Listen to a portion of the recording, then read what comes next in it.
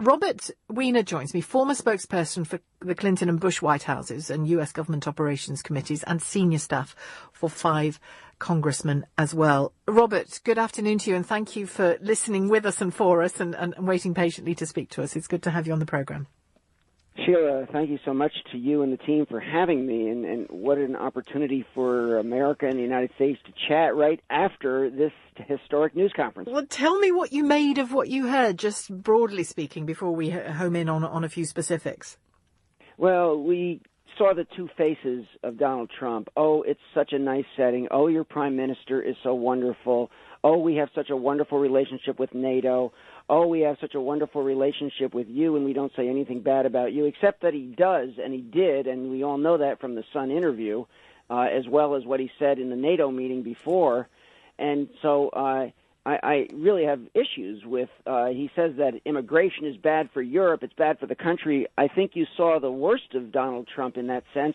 If you go past the smiles, you saw a white nationalist talking about how nobody new is good for any country, whether it's Europe or the United States. And then when he talked about taking credit, which is something he typically does, Sheila, about the 60 people that even more than you, even more than Germany, that he expelled after the nerve agent attack. The fact is that he yelled and screamed at his staff and said, "If I knew that the other countries were only doing a few people, why did we do all those? We should have done less." So that's the fact. Talk about fake news. Well, and speaking of fake news, before we get onto what he said about the Sun, but even in that moment when he got Theresa May to remind him of the 60, or he appeared to be asking her to remind him of the 60, and then he just wanted her to say it, and then claimed in the next breath claimed that the press had ignored that, and in fact, it had been one of the first things that was broadcast in the press conference. Right. It's extraordinary, really. That's right. And then on Mueller, rigged witch hunt, except that his son and his campaign manager were in the Trump Tower meeting seeking high value, according to his son's own memo, seeking high value from Russia and dirt against Hillary. And in the RNC, his campaign manager, the one change that they made was to take the blame for Ukraine out of the Republican National Platform. There's a lot that Mueller is doing with the 5 guilties and the 20 indictments already. That investigation and all the social media and all of the attacks and the targeted states that was done in the election of the United States. Mueller has a treasure trove of information. And then on German energy, by the way, all the numbers have shown that it's 9% of its energy that it gets from Russia, not 50 to 60 to 70. And he's been called on that, and it's fake news. And you can make the case that maybe they shouldn't have a pipeline with Russia, maybe they shouldn't take their energy from Russia, any of it. Maybe you can make that case, but let's get to the facts that it's 9%, not 50, 60, or 70. So there's a lot that was so wrong in this news conference. I thought it was interesting when he was asked by a journalist called Jonathan Swan. Forgive me, I can't remember where Jonathan is from, but Jonathan Swan asked a question about what he expects from the meeting with Putin. Right. And he asked a question about the benefit to America of troops in Europe, which was the less interesting question. But what he said in response to that was, I intend to talk about Ukraine, I intend to talk about Syria, the Middle East, nuclear proliferation. And then he said, and yes, and this is where he was quite amusing, however serious the point is, he was quite amusing. He said, I will bring meddling up. I will bring the meddling up, as in Putin meddling in the US elections and arguably, certainly allegedly in the Brexit vote as well. And when he says, I don't expect him to say, gee, I did it. Gee, you got me. So really sort of poking fun constantly at that Mueller investigation and all the implications of it. Well, he said, I don't have high expectations. What's important is the relationship. This guy is just an ego trove of people saying nice things about him. That's the way he functions.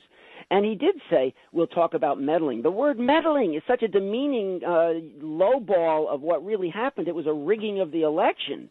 It was an interference with the election.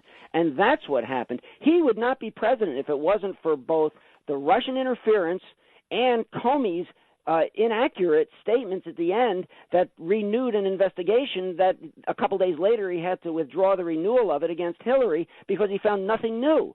If it wasn't for that, and by the way, that flipped 10 points according to all the polls. Robbie Mook, I ran the press room at the Democratic Convention, and Robbie Mook, Hillary's campaign manager, was there, and then a little bit later he was on Chuck Todd saying it was a 10-point flip, and he showed the poll numbers immediately following Comey's statement.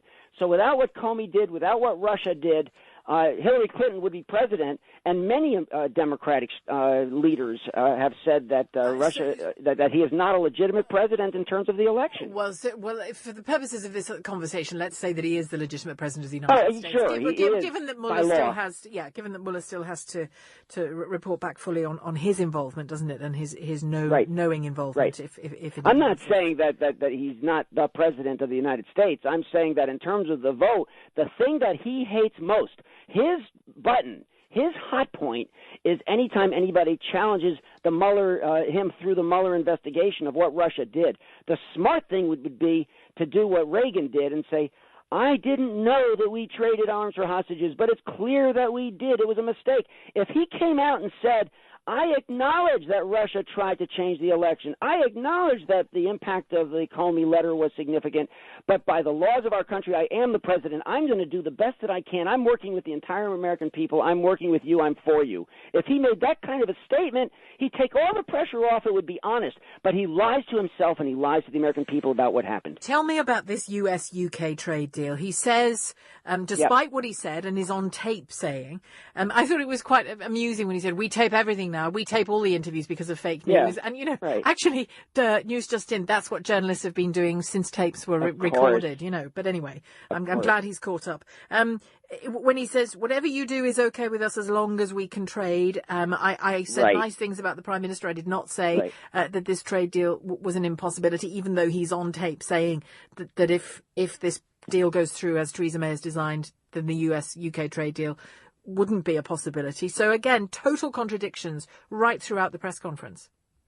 Well, he's right that he won a lot. If to say that he won by coming within 3 points, yes, he won by his immigration stance because there are prejudiced people in the United States. His racial positions, his dissing of people. That's a strategy. It's a horrible one. It's a terrible diplomatic world strategy to be the way that he is. But it's the truth. But nonetheless, he has a point on trade. And he's had that for years. That's been one of his strengths, is that the United States loses on some of these trade deals. And so for him to be supportive of Brexit and for him to be supportive of an independent deal with Britain, I don't have a problem with that on the merits. Even a broken clock is right twice a day. Tell me about, we focused on Donald Trump for obvious reasons, because I'm talking to you as a United States commentator, as a US commentator. Yep. But Theresa May's role in that press conference was interesting to me, and we'll focus more on what she said as well in the next hour. I certainly will with my callers. What fascinates me is, for example, the moment when he refused to take a question from CNN and then berated them very publicly. Absolutely horrible. But when he chose to, was it Theresa? I think the answer to this question is yes. I'd be curious to know what you think. Was it Theresa May's responsibility there to show the good grace of actually taking a question from CNN? Because most of the questions were put to both leaders. Well, both Jim Acosta from CNN and John Roberts have been on both their air. I am surprised that John Roberts didn't just do by the way, CNN is a respected journalistic outlet. I'm surprised that he didn't do it as the next question. And yes, I thought Theresa May could have and should have done that also, but it's not her job to play American politics if the president wants to make an idiot of himself by saying that. CNN is highly respected. They're considered middle ground between MSNBC, NBC, and Fox. And so there's nothing wrong with CNN. And you know that Fox is going the extremes, although John Roberts is one of the exceptions. I like the guy, and he actually is a fair journalist. Thank you. Very great to talk to you, Robert. Robert Weiner, former spokesperson for the Clinton and Bush White Houses, U.S. Government Operations Committees, and senior staff of 5 congressmen as well.